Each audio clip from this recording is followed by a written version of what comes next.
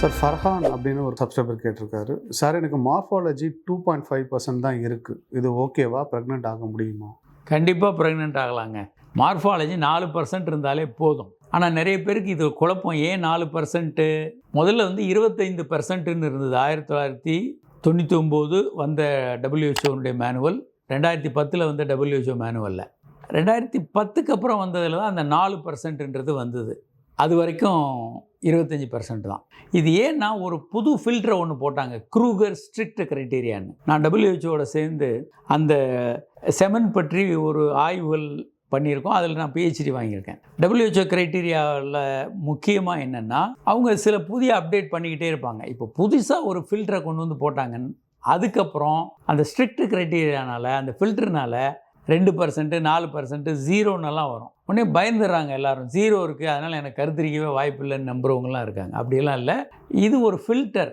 முன்னாலெல்லாம் இந்த இது 25%ஆக இருந்தப்போ யாரும் இதை பற்றி ரொம்ப பெரிய கவலைப்படல. 10, 15 இருந்தப்போ எல்லாம் கவலைப்படல. இப்போ 1, 2, 3, 0ன்னெல்லாம் வரும்போது எல்லாரும் கவலைப்படுறாங்க.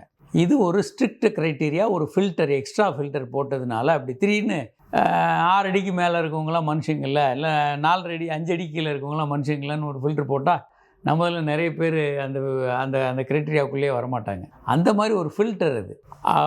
முற்காலங்களில் வந்து அமெரிக்காவில் வந்து கருப்பினம் மக்கள் எல்லாம் மனிதர்களாகவே கருதப்படலை, அவங்கள அடிமையில் வச்சுருந்தாங்க. அப்போ அது ஒரு ஃபில்டர், கருப்பின மக்களை மனிதர்களாக நடத்தலைன்னு. அது மாதிரி இது ஒரு ஃபில்டர். இது அப்சல்யூட் ட்ரூத் அல்ல. அதை கொஞ்சம் இம்ப்ரூவ் பண்ண முயற்சிகள் பண்ணலாம். லைஃப் ஸ்டைல் மாடிஃபிகேஷன் இருக்குது. கொஞ்சம் மருத்துவரை பார்த்து எடுத்துக்கலாம். கவலைப்பட வேண்டாம், நீங்கள் கண்டிப்பாக கருத்தரிப்பீங்க. சார் அடுத்த கொஸ்டின், வீவர் வந்து ஒரு சப்ஸ்கிரைபர் பேர் மென்ஷன் பண்ணலை. சார் ஐயா, எனக்கு சிறு வயதில் விதைகள் இறங்கவில்லையாம், அதனால் சிகிச்சை மேற்கொண்டார்கள். இப்போ என்னோடய வயசு வந்து 25 ஆகுது. விதைப்பையும் ப்ளஸ் ஆணுறுப்பும் வந்து ரொம்ப சின்னதாக இருக்குன்றார் சார். இப்படி இருக்கிறது ரொம்ப இயல்பானதுங்க. அதாவது ஒரு குழந்தை, ஆண் குழந்தை பிறந்த உடனே அங்கே பச்சிளம் குழந்தைகளுக்கான நியோனேட்டாலஜி டாக்டர், பீடியாட்ரிஷியன் இருப்பார். அவர் பண்ண வேண்டிய முதல் வேலை வந்து இறங்கிடுச்சான், வயிற்றில் உருவாகி கீழே இறங்கணும். அப்படி இறங்கலைன்னா அதை அறுவை சிகிச்சைகள் பண்ணி அதை இறக்கிடணும். ரொம்ப இளம் வயதிலே இறக்கிடணும். 2 வருஷத்துக்கு மேலே ஆயிடுச்சுன்னா அந்த விந்து போய் வளராமல் போகிறதுக்கான வாய்ப்புகள் அதிகம். அப்போ கொஞ்சம் வயதான பிறகு என்ன பண்ணுவாங்கன்னா, முடிந்த அளவுக்கு அதை இறக்கி வைக்க முயற்சி பண்ணுவாங்க. இறக்கி வச்சுட்டு அதை கொஞ்சம் வளர்கிறதுக்கான மருந்துகளும் கொடுக்கலாம். சக்ஸஸ் ஆக வாய்ப்பு இருக்குது, ஆகாமலும் போகலாம். இது ரொம்ப இயல்பான ஒரு 100ல் 1, 2 குழந்தைகளுக்கு இப்படி இருக்கும். ஆரம்ப கட்டத்திலே அதை இறக்கி வச்சு ஆப்ரேட் பண்ணியிருக்கணும். பரவாயில்ல, இப்போ என்ன வாய்ப்புகள் இருக்கிறதோ அதெல்லாம் நீங்கள் பயன்படுத்துங்க. கருத்தரிக்க இயலவில்லைன்னா டீசா என்ற முறைகளில் விந்து பையிலேருந்து விந்தணுக்களை எடுத்து நீங்கள் குழந்தை பேர் பெற வாய்ப்பு இருக்குது. சார் அடுத்தது சாம் சுந்தர் பிரதீப் அப்படின்னு ஒரு சப்ஸ்கிரைபர் கேட்டிருக்காரு. சார் எனக்கு 10 days இன்டர்கோர்ஸ் டாக்டர் பண்ண சொன்னாங்க, ஆனால் என்ன டெய்லி பண்ண முடியல, என்ன பண்ணுறதுன்னு கேட்குறேன். பொதுவாக நாட்கள் வைத்து கொண்டு செக்ஸில் ஈடுபடாதீங்க. தாம்பத்திய உறவு ஒரு என்ஜாய்மெண்ட். அது எப்படி சாப்பிட்றதை நம்ம ஒரு விருந்தை என்ஜாய் பண்ணி சாப்பிட்றோமோ, அதே மாதிரி செக்ஸை வந்து என்ஜாய் பண்ணி பண்ணுங்கள். கருத்தரிக்கிற நாட்கள் இல்லை கருமுட்டை வெடிக்கிற நாட்கள்னு பார்க்கும்போது உங்களுக்கு மன அழுத்தம் வந்துடும். இந்த 10 நாள் அந்த 10 நாள்லாம் வச்சுக்காதீங்க. செக்ஸ் வந்து என்ஜாய்மெண்ட். ரெகுலராக பண்ணுங்கள். டெய்லி செக்ஸ் பண்ணலாம். டெய்லி சாப்பிட்ற மாதிரி டெய்லி செக்ஸ் பண்ணலாம். இல்லை ஒரு நாள் விட்டு ஒரு நாள் பண்ணலாம்.